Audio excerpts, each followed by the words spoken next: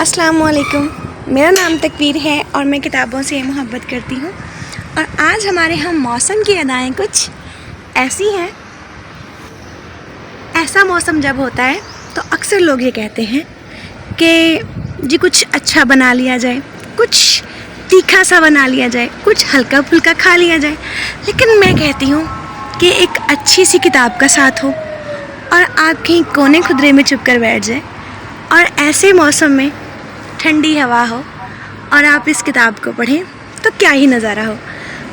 हम भी आज इस किताब को पढ़ने वाले हैं।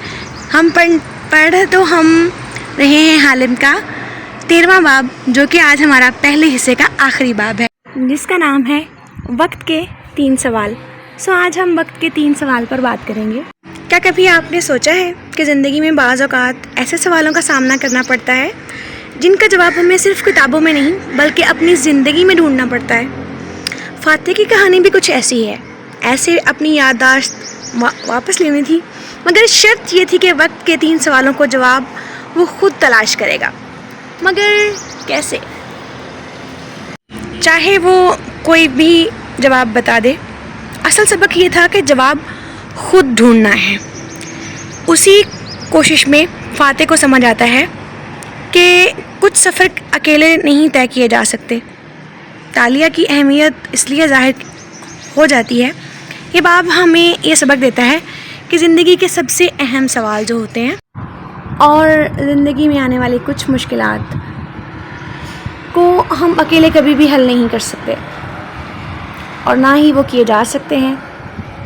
हमें अपने लोगों के साथ की ऐसे दौर में सख्त से सख्त ज़रूरत होती है।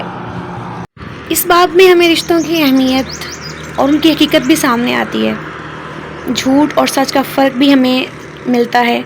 इल्ज़ामात, अफसोस और दूसरों पर भरोसा ना करना और फिर माफ़ी मांगना, ये सब कुछ हमें सिखाता है कि इंसान गलती करे तो माफ़ी मांगने में देर नहीं करनी चाहिए। और ये सबसे अहम सबक है। सच हमेशा सामने आ ही जाता है और वक्त सबसे बड़ा उस्ताद है।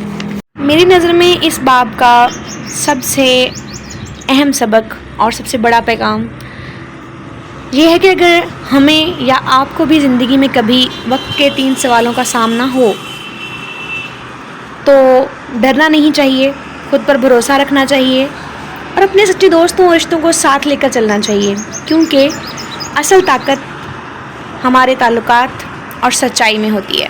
इस बाब का सबसे अहम सबक जो था वो ये है कि खुद शनासी का सफ़र, यानी कि वक्त के 3 सवाल में पहला सबक हमें खुद शनासी का मिलता है, जहाँ पर हमें फ़ातिह के सवाल ढूंढने वाला जो फ़ेज़ है उसमें ये बताया जाता है कि ये सवाल हमें और उनके जवाब को पाने के लिए बहुत सारे अमल और तजर्बों से गुज़रना पड़ता है, तब जाके हमें ज़िंदगी के सवाल पता चलते हैं, सवालों के जवाब मिलते हैं।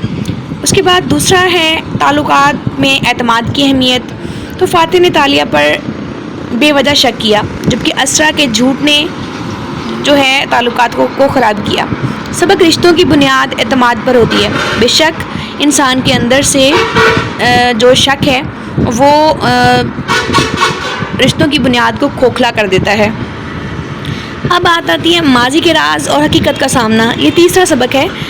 आर्याना के राज फ़ातिह की ज़िंदगी का एक अहम मोड़ है और फ़ातिह की ज़िंदगी को ये वाला राज आर्याना का जो है वो बिल्कुल तब्दील कर देता है।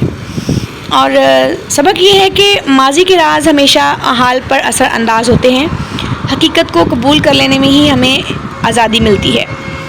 और दूसरी बात आती है औरत की ताकत, यानी कि तालिया बॉडी वूमेन थी और उसने चीफ़ ऑफ स्टाफ तक का सफ़र किया। सबक ये है कि औरत अपनी महारत और अज़म से किसी भी मैदान में कामयाब हो सकती है और कामयाब होकर उसमें वो बहुत कुछ हासिल भी कर सकती है। अब बात आती है चौथे सबक की और 5वें सबक की, और वो ये है कि सियासी साजिशें जो होती हैं ना, उनमें अखलाकियात का इम्तिहान होता है। और सूफिया और उस्मान की जो साजिश فاتح کی ساکھ کو نشانہ بنا رہی ہے۔ سبق یہ ہے کہ سیاست میں اخلاقیات کا فقدان جو ہے وہ معاشرے میں تباہی کا سبب بنتا ہے۔ حالم کا یہ باب ہمیں یہ سکھاتا ہے کہ زندگی کے ہر سوال کا جواب وقت ہی دے گا، لیکن شرط یہ ہے کہ ہم سچے دل سے اس کی تلاش کریں۔ اگر آپ کو آج کی یہ ویڈیو اور آج کا یہ ریویو اور میری آج کی کچھ باتیں پسند آئی ہیں تو چینل کو سبسکرائب کرنا اور ویڈیو کو لائک کرنا مت بھولیں۔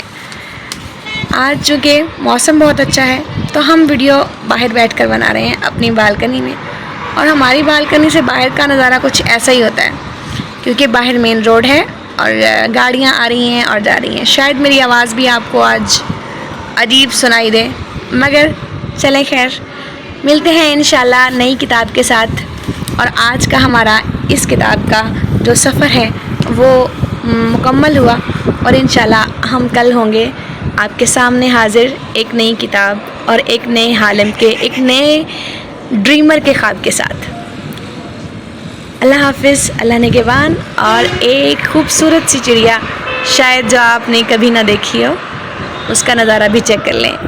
یہ بہت چھوٹی سی ہوتی ہے اور بہت پیاری لگتی ہے، چمکدار کالے رنگ کی، کیونکہ مجھے کالا رنگ بہت پسند ہے تو یہ چڑیا میری بچپن سے فیوریٹ رہی ہے۔ امید ہے کہ آپ کی بھی ہوگی۔ یہ یوں خود سے باتیں کرتی ہوئی اور باریک سی چونچ کے ساتھ۔ چلیں، اللہ حافظ، اللہ نگہبان۔